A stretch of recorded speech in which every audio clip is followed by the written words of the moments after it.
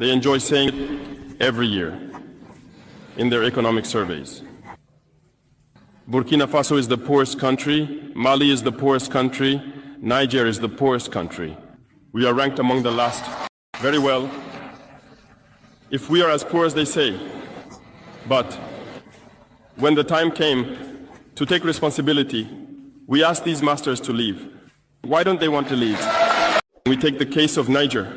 For over 40 years, some countries have been exploiting uranium to produce energy for themselves. From Ottawa to Paris, the streets are lit up. That's the light. When you go to our states, our lands are riddled with holes, everywhere in search of precious metals like gold, but often there isn't even the slightest accessible road, let alone some basic social services.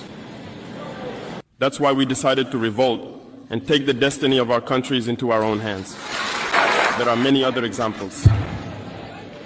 But when we decided to do so, well, we were approached by some armchair slaves to deliver the message of their master, because they had created this kind of polymer chain that rises to the head of our states